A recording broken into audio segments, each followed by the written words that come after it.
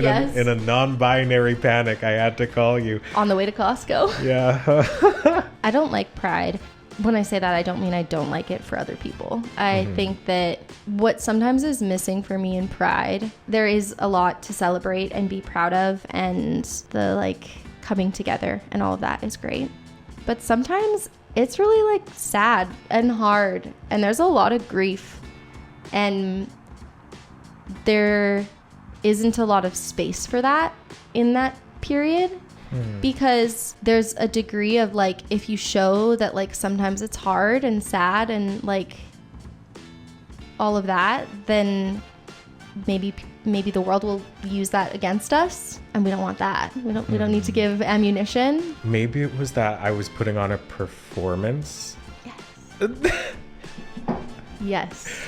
Okay, the thing that I remember, you were running into all these people who were taking like offense to your queerness, to your femininity, to you wearing nails in the classroom. And I remember you talking about almost like stepping it up, being like, if you're gonna be like this to me when I'm already like just being myself, like my base level self, I'm gonna like be the queerest person in this tiny ass town, in this tiny ass school, and I'm gonna let me give you something to be mad about, basically. I think was what it was. No, that's exactly it. And so I think that's when I asked you about like, who is this for? Because to me it didn't feel like you were doing it for you. Like that's where the performance part, like I was kind of like, are you putting all this on because it feels like authentic to yourself and who you are, or are you doing it as like a fuck you to all these people that you're feeling hurt by and rejected by and like all of that,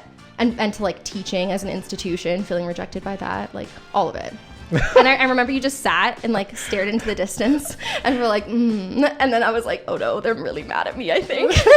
Is it exhausting in your mind? Yeah. Yeah. Then that Yeah, it is. Do I have to do anything? I just get to sit here and look cute? Yeah.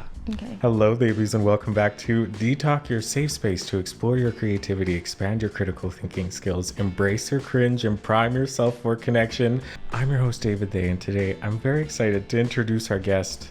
Dani's here. Hi. Hi. I'm so excited that you're here.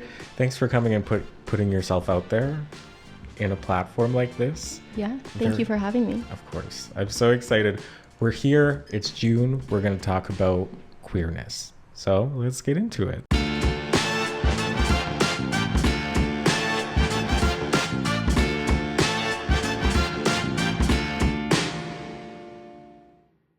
Okay, here's my impression of a conservative right-wing person. What are your pronouns? Because I'm going to let you say it, and then I'm going to say what I'm going to say. My pronouns are they, them. Oh, man, just another non-binary blue-haired barista from Seattle. Just like me, I'm so excited. Absolutely. There's been no one else, I don't think, that has exclusively used they, them pronouns as a guest so far. I'm honored. Yeah. Babies means a whole new thing. Dani they, David they. I love that. It's so good. It's so good. Yeah, so we're here to serve you non-binary realness, and we're here to talk about queerness. So I think we need to start with trying to define it, what it means. That's such a big ask, David. I know. And of course, there is no one answer, right? Because it can mean different things for different people. And it has for me over the years meant different things at different times too. Because originally I feel like it was just queer means different. That's how I would explain it to kids when they would ask. Okay. And try and make it the least simplest terms possible. Yeah, most digestible. Yeah, like something that's just different from the norm. But I feel like that's not enough. Well, I think queerness is about like expansiveness and like possibility are two words that come to mind for me, which I mean is kind of aligned with difference in some ways, but I think difference kind of is a closing inward, where maybe like expansiveness or potentiality or any of those words is kind of about opening out, pointing towards something different, but not in a closed-in way. Damn. Sorry. No, that's why we're here. Yeah. And those aren't really just my words. I will say, like, a lot of queer theorists talk about queerness as like a horizon of possibility. I think that's Munoz, I believe, talks about that. Cruising Utopia. I think I've sent you that book. It's on my shelf. Yeah, it's in that one. I have a video coming out that's in front of a no cruising sign. That's a real thing. And the video is super on the nose. But if you don't know what cruising is, it seems really stupid and pointless. Some of my best work. I'm really looking forward to seeing that. Cruising. Yeah, cruising is a really big part of being queer. Not for me, I'll say. But yeah, and then I guess moving into like queer culture, it looks so different for everybody. Because if we both fit into the umbrella of being queer, our experiences vary so differently. Yeah. But yet we're still in the community. But there's so many people who are completely different from us, even again. And something that has recently been frustrating me or blowing my mind is the, like, I don't know if phobia is the right word, but like the discrimination between folks within the same community. Like the lateral violence that happens. Yeah, it's a big thing. I think also when thinking about like defining queerness or talking about queerness, and not everybody would maybe think of it this way, but I don't think being part of the LGBTQ community in some way necessarily like makes you queer always. Like I think queerness is also like about positionality towards the world and the way you like are politically and positionally aligning yourself in a lot of ways, and many people probably would not agree with that, but I think that ties into that whole lateral violence thing, or just phobia is not the right word. I don't know what the right word is, but I've of course met lots of folks who we have some things in common, but not there's still like a divide somewhere in there. And then who is that divide helping? That's where I go with it too, of who's perpetuating this, but then it stays alive and the divisiveness just doesn't really help anybody in the long run either. Or like the extreme examples, like have you seen the trans grifters online, like Blair White? Do you know who that is? Yes. I just did a video with her reacting to her, not with her, Jesus, reacting to her.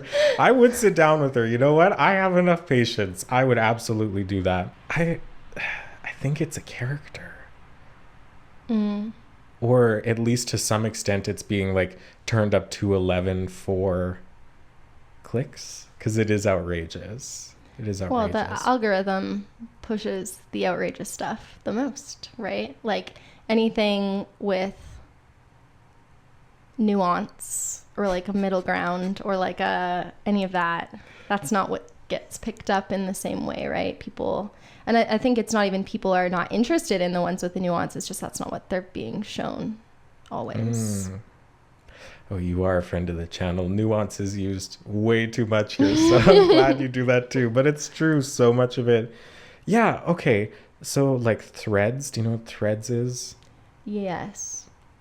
Pointless? Yes. And stupid? Yes. And so I started one because I'm everywhere and just spend my time putting myself online. And I was fed so much conservative garbage on there. Like immediately. And I didn't interact for the first little bit, but I actually had to stop going on it because then I would get caught into it. And then 20 minutes later, I'm down like it's Reddit because people click on it. I don't even think they're clicking on it. I think it's like you said, you're just being shown it. It's not even always like a conscious choice. And then it gets to a point where it becomes a conscious choice. Like you've bought in to the narrative. And I think also like people have a lot of big feelings. And those kinds of like outrageous takes, for lack of a better word, maybe, or like people, I wonder if it's like they kind of give a container for those feelings. Like the people are like mixed up and don't know why they're feeling all the bad. But then this is like, oh, I can put that somewhere. I'm like outraged about this particular thing. I don't know.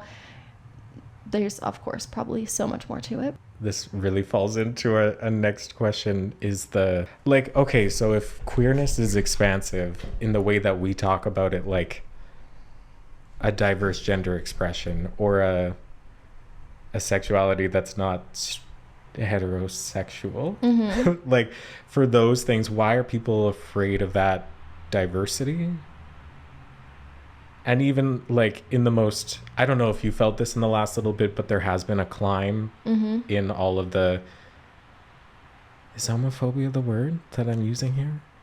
I think so. Sure.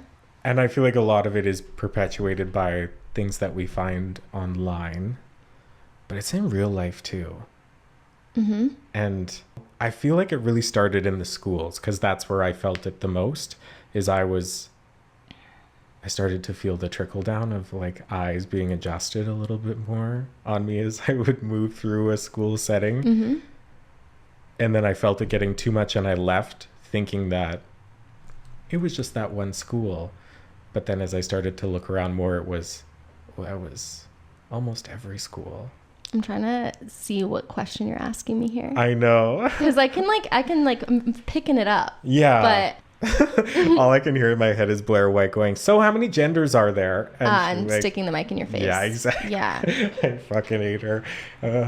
I think it's hard because, again, like going back to the beginning, like for me, queerness is not just about gender and sexuality. Like it is. Mm-hmm. That is like a component, sure. But I think that like when you talk about the expansiveness or the potential, it's also about like, for me, about like imagining and like doing like world building with people. And what do you mean world building? Like imagining a future, a world where it is possible, the things that we are and we feel and like how we want to be with each other is possible. I think for me, if I think of queerness as just tied to my gender and sexuality, I think it's a little boring almost. Like, I don't know, maybe it's just because I'm tired of talking about it. And as I don't say that in a, like we shouldn't be talking about it. Of course we should. I just mean like, it sometimes feels a bit like the things that get talked about around queerness are like, why is this what we're talking about? You know what I mean? Like, yeah, I don't know if that makes sense. Oh, yeah, it does. Okay. Oh, yeah. And I think a lot of people would not like that, me saying that, or like someone having that take, because it's also so important to be talking about it. It can be both things, but on an individual level, sometimes it becomes like a bit trying for someone to stick a mic in your face and say how many, and then that statement kind of be like impressed upon anytime someone even just asks you your pronouns, or every time they don't ask you your pronouns. And like those messages, even if they're not being said, they're there. They're like, yeah, they leave a, I guess like imprints. Because I'm trying not to think of what I want to say to you and actually really listen. And then I'm left at the end every time. No, I like the world building because, okay, so then I don't know if it's just because I'm a fake Virgo, but I just want to label and categorize everything, which is a problematic approach to it anyhow. But kind of the expansiveness, is it the things that you have control over versus the things that you don't have control over? Because I would argue that your gender is not something that you have control over. Your sexual orientation is not something you have control over, but your mindset and how you position yourself is. Yeah, I think for me, it's not about what I can and can't control or choose about myself. I think it's with the world building piece, it's kind of that the world we have at the moment doesn't always allow for the possibility of all that we are, or makes it really hard. And so queerness like points you towards something else. And like it's like a hazy thing in the distance. You can't really see it. It's not there because we haven't got there yet. I like when I was in grad school, wrote a lot about queerness, and particularly like being non-binary, but I think now I would expand it just to queerness as kind of being like as and like within liminal space, like liminality. as kind of in between, not here, not there. Yeah. And for me, there's a lot of potential in that, and like space, and yeah, it's less for me, less literal. Like it's less about what I am doing or not doing. When I'm talking about queerness as a concept, I think. Mm-hmm. So going back to the N word, Jesus, I can't say that, David. Nuance. Because what you're saying now, and this happens pretty much every time that we're together, I hear you in the moment and I understand it at a like approaching understanding of the rubric. But it would be easy because it's not easy to think about, to just like brush it off and like, oh, I don't understand all that complicated nonsense that they, them is saying, you know? Yes. And I feel like that's where a lot of people land. Yes. But because then I simmer on this, and hi, future editing me, I'm going to be listening to this, and you listening to this now, you'll be like, it just, I don't know, it makes more sense every time. Mm-hmm. And I guess that is the expansiveness and the world building of bringing other people into how you approach those things, mm-hmm. and how other people before have conceptualized them. Mm-hmm. Because this is so much more work than just going, how many genders are there? I think for me, a lot of it is like the questions people have about queerness don't have one answer. Like people like really desire a world that can be easily categorized and understood. But the reality is, I could categorize it for myself, and then you would categorize it differently. Mm-hmm. And then the person over there would completely differently. And then like we change, and that's also challenging for people. People have a really hard time with that being okay, even though, and I think it has to do with control and fear and legibility. Oh my gosh, that word haunted me for a second there. Wow. I've did a lot, again, in grad school, was thinking a lot about legibility and illegibility, and if I wanted to be legible or not. What does that mean? Like, okay, I'm gonna take it back to, we were talking earlier about when you were teaching and maybe putting on like a bit of a performance at the end of queerness, because you were feeling really angry and frustrated and were experiencing all this, like these hard things, and we're like, okay, I'm gonna give you a reason to like to be given me this. Would that be an accurate depiction of that? Absolutely. Okay. The wig is in the car. So I think thinking about legibility in that way, it's like you were making yourself illegible to people, to the people you were around. Mm-hmm. In that environment, you were making yourself illegible. They were not able to understand or read you. And that was like powerful for you in a lot of ways. Like, I think it felt powerful. Yeah, it did, yeah. And but at the same time, it's hard not being legible. Like, it hurts. Mm-hmm. Well, then you don't really connect with anyone. But then there's this question of like the grief or loss of like, who am I legible to?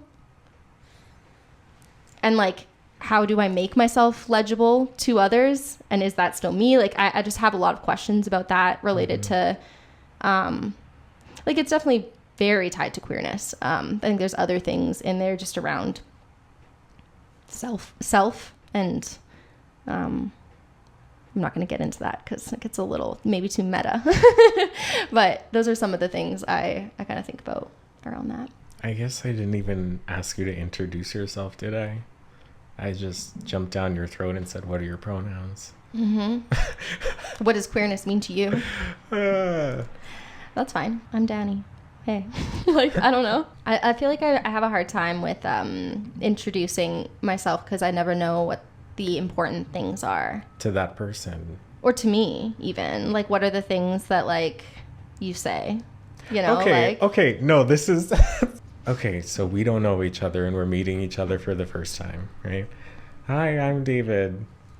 Hi, I'm Dani. Oh, hi, Dani. What do you do? Oh my god, the least. Yeah. I know. I don't know how to answer that question. Do you know how to answer that question for yourself? I think people want to know about like your job. Like that's the thing they're asking about. Money. But they don't care actually that much. Like maybe some people do. But like really like my job is not the most interesting thing about me. Too real.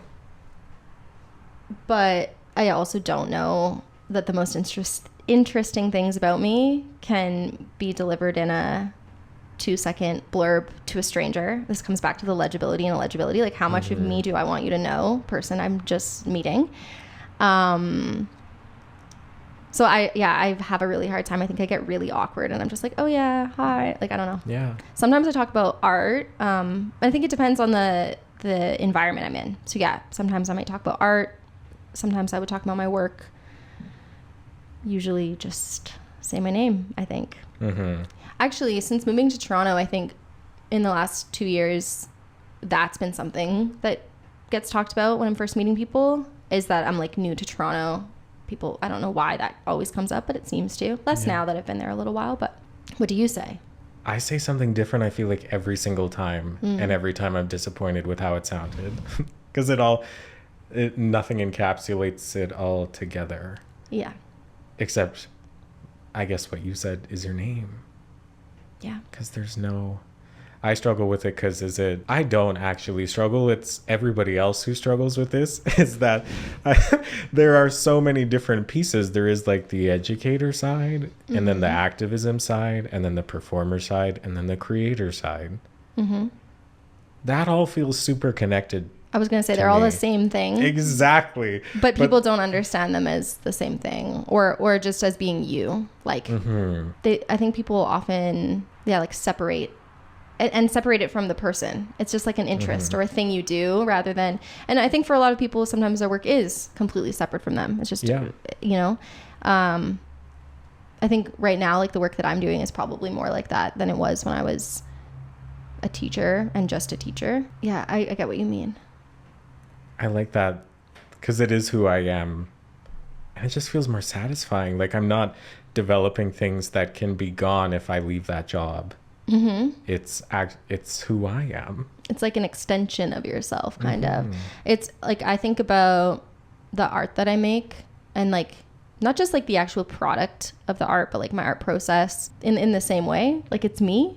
I do collage and I have just like piles of magazine pages and things I've cut out, and like truly it feels like an extension of myself. Like if someone went through that, I would feel like they're like really intimately knowing me, even though there's something about a translation that happens there, right? Because it's again legible or illegible. Like you can't, it's images, it's words, and they have to make meaning from that in their own way. But that's, in my mind, not really different than someone interpreting my words. There's still a translation that happens there. Is it exhausting in your mind? Yeah. Yeah. Then that... Yeah, it is. It requires so much energy to attempt to understand things that aren't simple. And it's just so easy to like resign yourself away to not do any of that. I think that I also, and maybe this is just where I'm at and it will change because it has changed in the past, but I don't think I'm searching for like understanding even, because I think I've come to a point of realization like it's a lot of it is not understandable for me, or there's like potential for like multiple understandings and that like those understandings will change as I encounter new things, new books, new people. And that like for someone without the same positions as me, those understandings would also be different. I don't know. It's just this web. But really, yeah. But how can it be any different anyway? Well, it doesn't need to be, you know, like. Okay, so what have we done so far? We haven't defined anything, which is good. I think I'm kind of anti-defining things, maybe. No, that makes sense. But so why do people want to define things? Because it makes it legible and understandable. And what is left in place of that understanding if people don't get it? If you look at the world, people are afraid of things they don't understand. I don't know what that is exactly. And maybe fear isn't, maybe there's something else there. But I think for the person that isn't being understood, it's not necessarily, they're not experiencing fear probably. Well, sometimes. Oh, man. But. Okay. So all the things between us that are similar, our first initial is both D. Mm-hmm. That's great. I'm going to say that I'm a Virgo. Fuck you, Spencer. I'm a Virgo. We're both Virgos. Mm-hmm. What are your other signs? Do those match too? I don't know. Okay. I just saw one thing that looked easily definable and ran with it. Okay. I'll look it up later. And we both worked at David's Tea. We can bring it even farther back there. We did. Oh, God. We both had purple hair, which I just thought of now. Mm-hmm. We both... Like when I used to have hair. And we both were classroom teachers. In elementary school. Grade 4 for grade at least 4. part of it. Yeah. You also taught grade 2, didn't you? Yeah. Yeah, we both did. In Southern Alberta. Yeah. I actually taught at the school David taught at. I did my practicums there. Right. More than one practicum? One of them. Which one? PS1 with Tori. Mm-hmm. Mm-hmm. I miss Shout her. out Tori.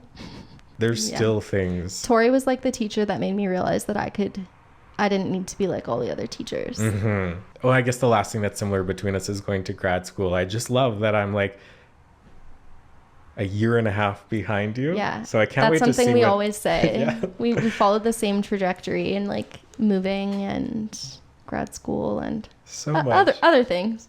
So I can't wait to see what you do next so I know what's coming because I don't know. I feel like you've maybe started to forge your own path. You know what? That's okay. That's okay too. We gotta forge. No, but like the teacher side really, I think, defines a person. And while we're talking about Tori, this doesn't have so much to do with queerness, but I'm sure it does somehow. There was one moment with her that I must have explained it one other time before, but I want to tell you this. Walking through the hallways of that school, so many kids everywhere. Kids you don't really know all the time. And really, some teachers make the decision whether to engage with a student that they can clearly understand by body language that something's not quite right. Yeah. Some blow by and some are like, what's up? Yeah. A lot blow by. Yeah. I love those moments where I see like a little bit of shifty behavior. Like, what's going on over here? But I was walking through the hallways with her and there was a girl standing in front of the girls' washroom and the body language was off right away. And she stopped and said like, hey sister, couldn't help but notice you're in grade 3 and these are the kindergarten washrooms. What's up? You all right? And the girl was nervous and she was like, no, it's fine. Everything's good. I'm like, okay, there needs to be. And I'm just still walking down the hallway because I kind of broke away from her, but I could still hear what they were saying. And she peeked in and that grade 3 girl's kindergarten little sister was changing in the bathroom. And this girl was standing at the door, kind of like just protecting her dignity in that moment. And like Tori leaned down and she said, okay, does your teacher know that you're here or are you being a good sister? Oh, that stuck with me and still does, of just like the way that you frame something like that as a binary of like, you're not a liar. Like, are you a liar? And just how that would have set the tone for that student for what they do the next time and how they think of themselves. And powerful. Yeah. I really did like teaching. Me too. We both, I think, left because we had to, but wish we didn't have to. And thankful for the experiences because many of them were garbage, but it's still, I feel grateful that it brought me to where I am today. And do you want to go back? Or no. People ask me that a lot. I'm never gonna say like I never would, because I just don't I don't know. But at this point, I think there's too much of like the system stuff that would make it too hard, I think, and did make it really hard. So probably not, but yeah. I think I'll always teach and like be in education. I think like I had a prof who was amazing this past year, and I can't remember the author that they attribute this to, but they talk about how everything is pedagogical. Like what we're doing right now is pedagogical with each other, but then also like we're sharing it. And I think that's really powerful, that people think about education as just what happens in those walls. But everything we're doing is an opportunity to be like learning. And I think it's important to think about as people who make things, creatives, artists, what are you teaching people about yourself, about the world? And so I don't, even though I'm not going to be a classroom teacher again, I don't think that will ever like leave me. Yeah. Because it is an attitude in the way that you approach everything. And it just makes everything so much more enjoyable, that you're not just blowing past everything that you have to do on a regular basis. You're actually present and listening and being able to just notice nuance about everything. Queerness in the classroom, trans teachers, where do we even start with that? This is the clickbait moment. Yeah, clickbait moment. We love that. Where do you start with it? I feel like the one thing is gender affirming healthcare. I don't know why it's all around that, specifically in a school sense. And of course, we can look at the outlier examples of transgender aliens getting surgery in prison. In schools, yeah. We're doing that in schools. And that that one blows like, my mind. Do you think if we could get transgender surgeries in schools that I would still have tits? I don't know really where that comes from. Well, kind of. People just have a misunderstanding of what a trans experience maybe looks like. Absolutely. And how just showing up authentically looks like an agenda, but it's just because you're not aware of how all the heteronormative folks are showing up in the same way, but it's just not caught on to because that's the norm. It's honestly one of the most frustrating things I found when I was teaching, is that there was just this really big double standard about what was appropriate. My favorite word, I'm sure yours as well, for me, and what was appropriate for others. And that double standard was only visible to me. Like, I didn't understand. Well, I understood where it was coming from, but I didn't understand how no one else was seeing it. I had a colleague who I remember saying to me in one meeting that he didn't understand why queer people make their whole personality that. And his argument was like, why are you bringing that into the classroom? Like, aren't you more than that? And I reflected on the conversation that I was currently having with that man as he said that to me. He kind of got me. He kind of got me a little bit, because I was heavy-handed maybe on the performative queerness like we were talking about before. But I thought about it so much, and I thought, wow, am I really doing that? And then it was a couple of months later, he was giving some kind of personalized presentation about himself. I don't really remember the context, but he was crying because his dad got to meet his new baby girl. And it was just this big emotional moment, and I was bought into it too, feeling all the feelings. And then it hit me, and I thought, see, straightness is your personality too. And not personality, but it's important to you. It's like yeah, I know. So then it could be seen as indoctrination when I'm just simply existing. I remember the roof being blown off a school that I worked in when one of my kids asked me how I learned to cook, because I always brought my own lunches. And the answer was, I dated a chef when I was in university and just learned all of that. And I just said that, and I must have dropped he, him pronouns in there somewhere because the whole room went silent. The only time at lunch they weren't screaming is when I said that. And then it's all like, oh, I'm like, can we just... And then I feel like that pushes at least me, farther in the opposite direction of actually letting it just roll and be authentic. Because then you have to censor yourself in those spaces too. Yeah. And it's interesting, like I was in a queer relationship the entire time I was teaching, and I kind of was of the opinion that, I don't know, my coworkers talk about their husbands or wives and what they did on the weekend with them, that like I can do that as well. They have photos of their husband by their desk. I can have photos of my partner, and I did, and it was mostly fine. Sometimes not, but it is interesting that people felt like some people felt that was like a spectacle, or that I was making a statement, or being inappropriate. And yeah, again, just never really understood where that was coming from, or how to alleviate that without just like erasing parts of myself. And I don't even mean like with being open about that relationship, but like you said, just in those conversations, kids ask you questions and you have to answer. And sometimes when I say you have to answer, I just mean you have to provide some kind of answer, even if that's right. And so, because of course we're always assessing for like, well, how do I answer this? Like, what do I want to say, or should I say?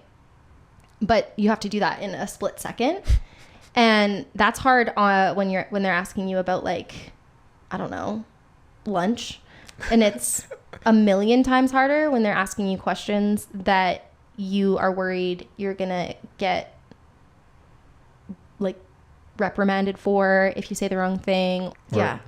Even the tone of it, because kids don't remember. Everybody's memory is garbage when it's like firsthand testimony like that too. So depending on what you say, and then what Travis says on the playground I said, and then the version that goes home. Now what? I will say, I also, almost all of the like negative experiences or reactions or moments I had that involved parents, because it was never kids, got blown up really big, and then would be gone for that parent within like probably 24 hours. They would be like pretty, like, I don't know. I don't know what it was. But then becomes such a big thing for me, such a big issue. It becomes my whole like life. That's all you can really think about, because it's personal. And it's just interesting seeing how people could be so outraged and have such big feelings about something, and then within 24 hours not show up to the meeting that they called and demanded I show up to at 7 a.m. and cried about for whatever, over something that was not inappropriate, that was very normal, that other teachers in the school were also doing, and that was normalized. That was just okay for that to be done. It was just all a bit of a mess. And I will say for myself, that kind of stuff didn't happen all of the time. I definitely also, by the end, I was censoring myself. I was kind of just like behaving in a way that I was like, okay, I don't want to deal with this anymore. I want the world where you don't have to censor yourself.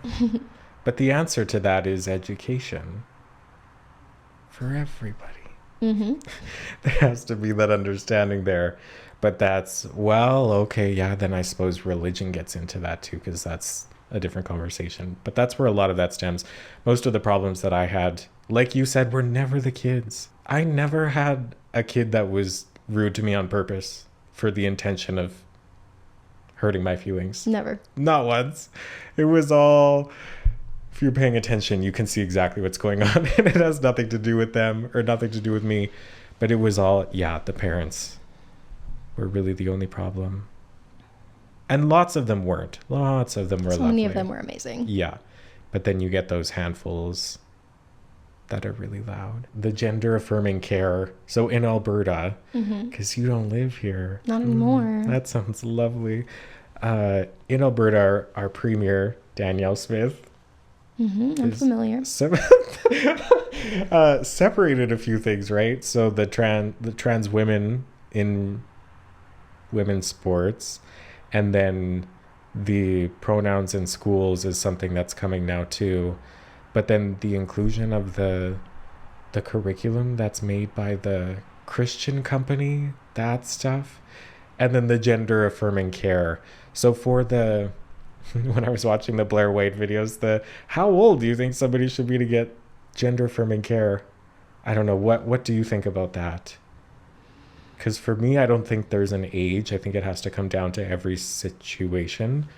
And you need to have the team of people that support that person on that journey who can provide them with informed consent.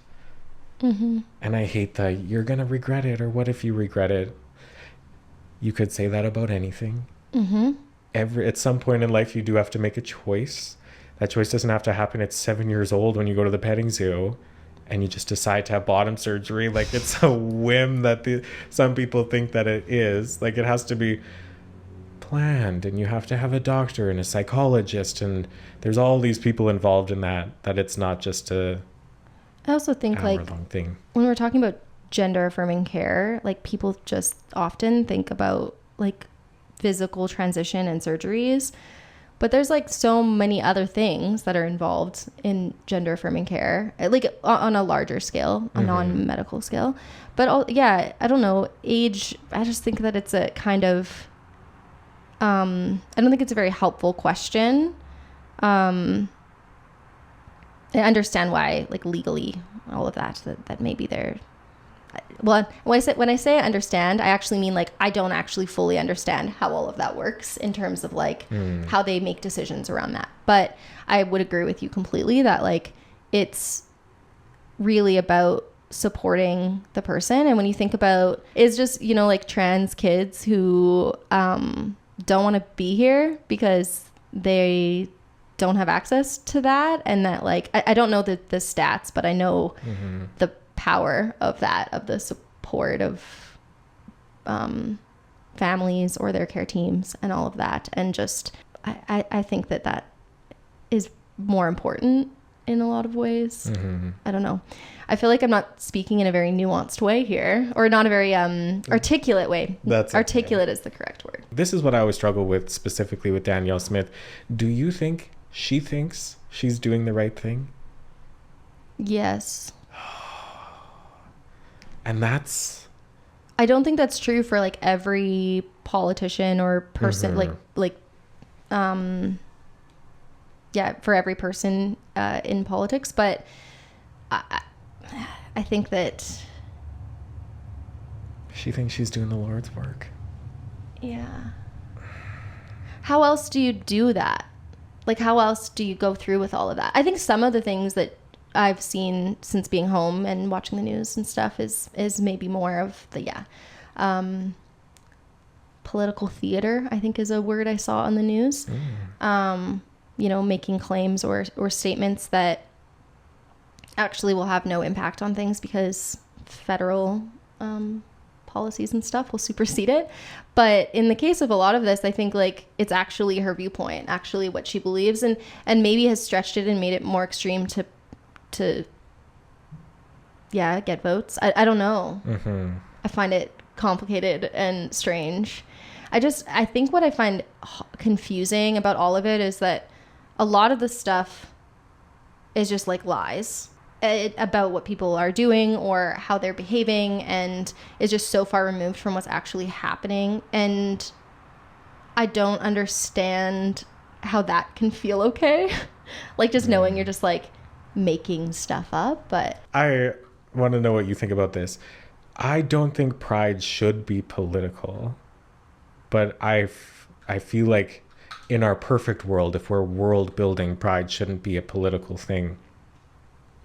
But because of anti-hate groups and cults, no, not anti-hate groups, we're the anti-hate groups, because of the hate groups and cults and governments and people who are ridiculous, Pride then has to become political, because now we're not just gathering because we're alike and enjoy spending time with each other and build this community. We have to get around each other to rally and to plan and to keep ourselves safe. I think the statement like pride shouldn't be political is like I couldn't sign my name on that. But I understand the sentiment of what you're saying is like it shouldn't, or why does it need to be like this? Like inherently it needs to be. I think that pride is political is also talking about avoiding the commercialization of pride, the co-opting of pride by capitalism and by people that don't actually care about the queer community, don't care about queer people, don't care about trans people, don't care about any of it. But I do understand the sentiment of what you're saying. Though I have I think it's an interesting question that it reminded me of is we were talking earlier about queerness as that potentiality, the liminal space, all of that.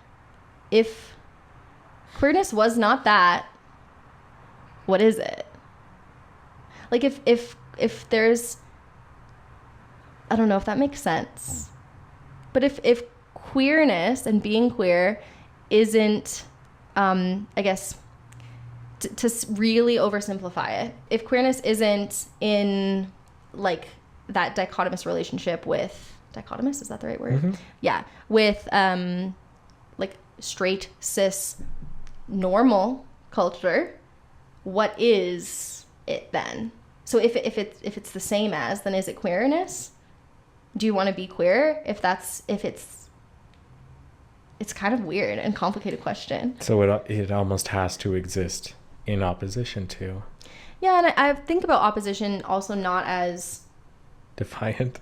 Yeah, or like in like battle with. It's just different then.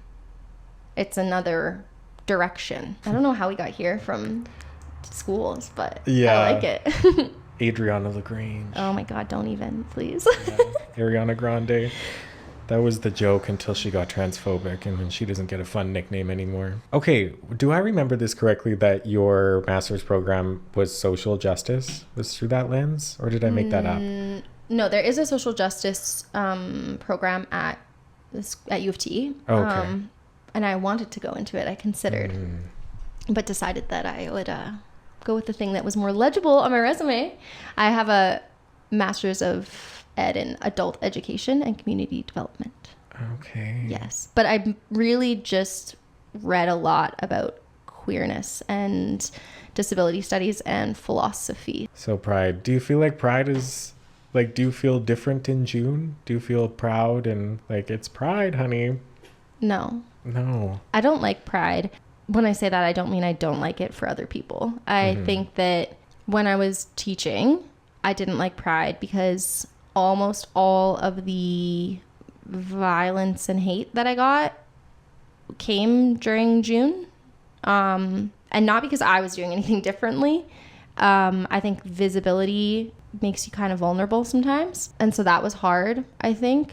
What sometimes is missing for me in pride, there is a lot to celebrate and be proud of, and the like coming together and all of that is great. But sometimes it's really like sad and hard, and there's a lot of grief, and there isn't a lot of space for that in that period, because I think that because of everything that queer people face and the needing to like prove and validate yourself to the world and to yourself sometimes that like you're okay, this is good, even though out there it doesn't always feel so good. There's a degree of like, if you show that like sometimes it's hard and sad and like all of that, then maybe the world will use that against us, and we don't want that. We don't need to give ammunition. And I also think that there is space in talking about queerness. The where there is space for the sadness is in a particular like narrative of it. People talk a lot about like coming out, about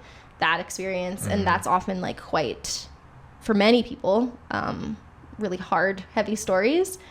But even just, I think about like talking about doubt or change or being unsure, changing your mind, there's not a lot of space for that in the community. I think like people can be pretty harsh because within the queer community, I mean, and I think it's, because they're maybe worried or afraid that delegitimizes themselves. If someone who the world views as like them isn't sure or is shifting or changing their mind or is having just a hard time, having big feelings, I don't know. I think like as a person who's bi, or I guess that's the best word to describe it, I really just use queer, but likes all kinds of people, that's definitely something I experience a lot, especially since moving to Toronto, is people having a really hard time with that for whatever reason, and that like being queer enough thing kind of comes out, which, oh my gosh, I'm ready to not feel that, like it's that shouldn't be happening.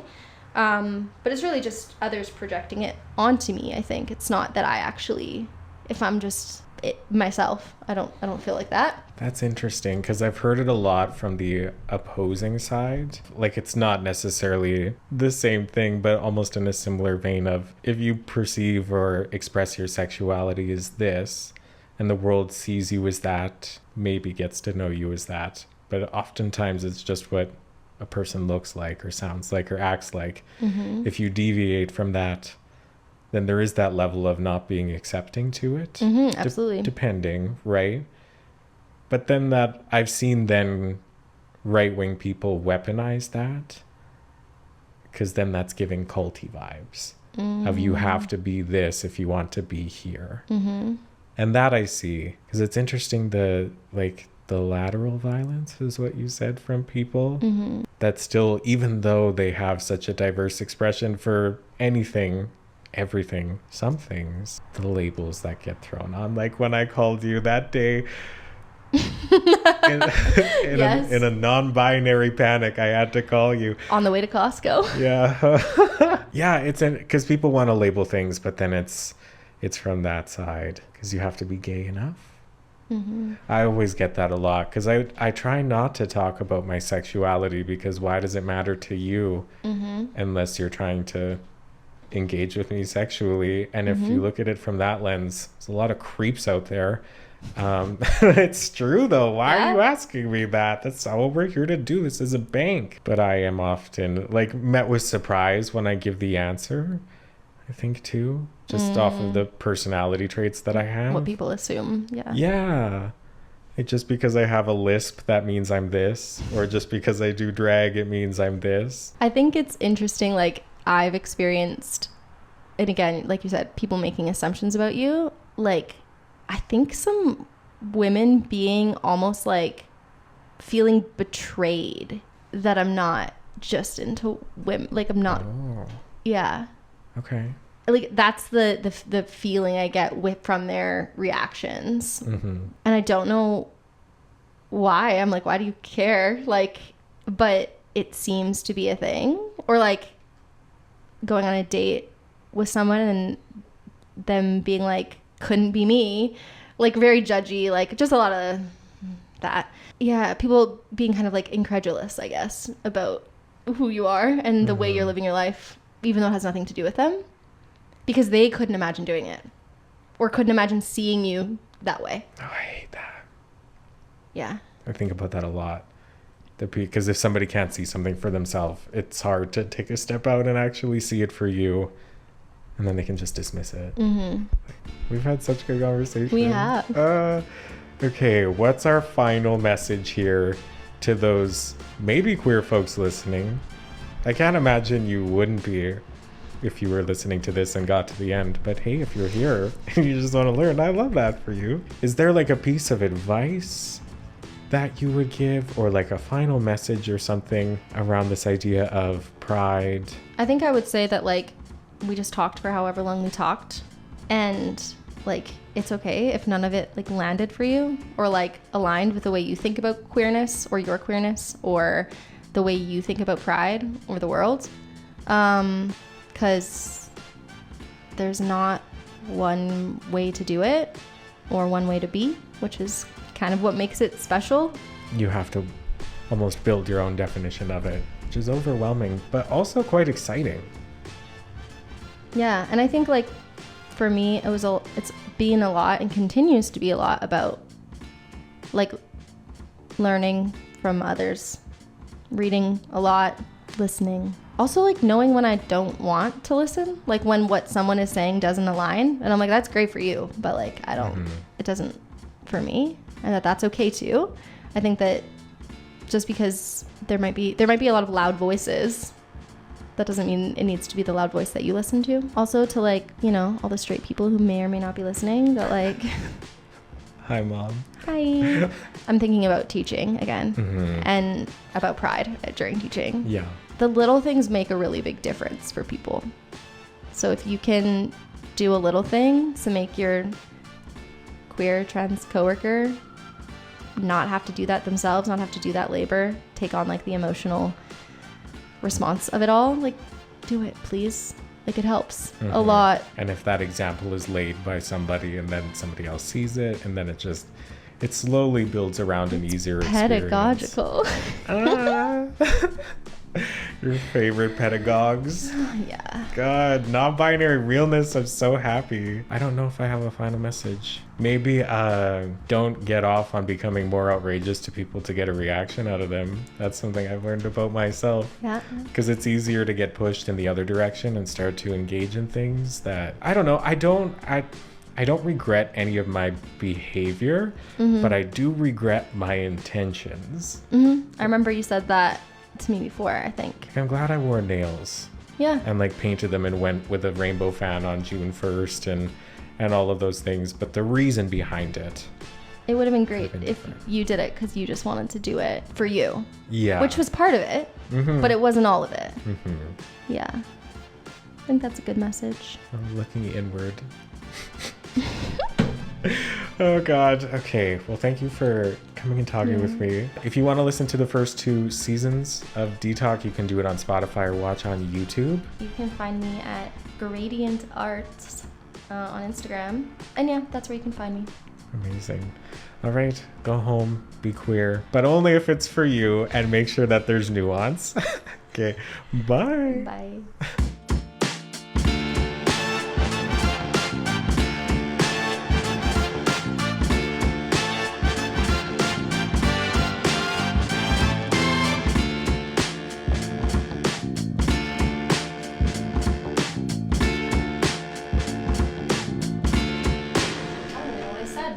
Does that happen after?